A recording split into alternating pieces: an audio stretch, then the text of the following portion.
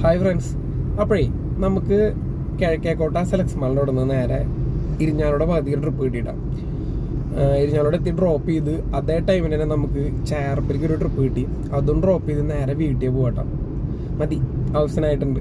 പക്ഷേ നിങ്ങൾ വിചാരിക്കും ഞാൻ അത്യാവശ്യം ഓടി മല മറിച്ചിട്ടാണ് ഈ വർത്തമാനം പറയുന്നത്. പക്ഷെ അല്ല കേട്ടോ, കാലത്ത് ഞാൻ വണ്ടി വാഷ് ചെയ്യാനും അതുപോലെ തന്നെ വീൽ അലൈൻമെൻറ്റ് ചെയ്യാനൊക്കെ ആയിട്ട് പോയപ്പോൾ ആ ഗ്യാപ്പിൽ കിട്ടിയ ഓട്ടോ കേട്ടോ.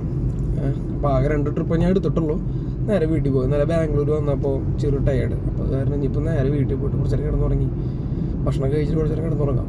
പിന്നെ കുറേ പേരെന്നോട് ചോദിച്ചു പെർമിറ്റ് എങ്ങനെ എടുക്കണം, തമിഴ്നാട് പെർമിറ്റും അതുപോലെ തന്നെ കർണാടക പെർമിറ്റ് എങ്ങനെ എടുക്കുന്നത്. കുറേ പേര് പറഞ്ഞു മൊബൈലിലൊക്കെ എടുക്കാൻ പറ്റില്ലോ എന്ന്. ഞാൻ അങ്ങനെയൊന്നും എടുത്തിട്ടില്ല മൊബൈലിൽ. ഞാൻ ഈ വടക്കാഞ്ചേരി സൗഹൃദ അക്ഷയ കേന്ദ്രം അവിടെ നിന്നാണ് ഞാൻ എടുക്കാറ് സ്ഥിരം.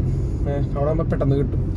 അപ്പോൾ നമ്മുടെ വണ്ടിയിൽ എത്ര പേര് യാത്ര ചെയ്യുന്നുണ്ട് വെച്ചെങ്കിൽ അവരുടെ പേരും അതുപോലെ തന്നെ വയസ്സും ഇത്ര മാത്രമേ വേണ്ടൂ. പിന്നെ നമ്മുടെ വണ്ടിയുടെ RC ബുക്ക്, ഈ ഒരു പ്രൂഫും കാര്യങ്ങളും വേണ്ടോ, ഡീറ്റെയിൽസും വേണ്ടോ. നമുക്ക് നാളെ പോകേണ്ട വെച്ചെങ്കിൽ ഇന്ന് വൈകുന്നേരത്ത് പെർമിറ്റ് എടുക്കാം. അപ്പോൾ ഈ പാസും അതുപോലെ തന്നെ ഈ കർണാടക പെർമിറ്റും തമിഴ്നാട് പെർമിറ്റും ഇത്രയേ ഉള്ളൂ. വേറെ വലിയ വലിയ പ്രൂഫുകളൊന്നും കാണിച്ച് അതിന് പിന്നാലെ നടക്കേണ്ട കാര്യമൊന്നുമില്ല. വണ്ടിയുടെ RC ബുക്ക്, നമ്മുടെ വണ്ടിയിൽ എത്ര പേര് സഞ്ചരിക്കുന്നുണ്ട് വെച്ചെങ്കിൽ ആ ആളുടെ പേരും വയസ്സും ഇത്ര മാത്രമേ നമുക്ക് വേണ്ടൂ പെർമിറ്റ് എടുക്കാൻ. ഓക്കെ, ഇത്ര ഉള്ളോട്ട് ഇന്നത്തെ വീഡിയോ. ഇനി വീട്ടിൽ പോയിട്ട് റെസ്റ്റ് എടുക്കാം. ഓക്കെ.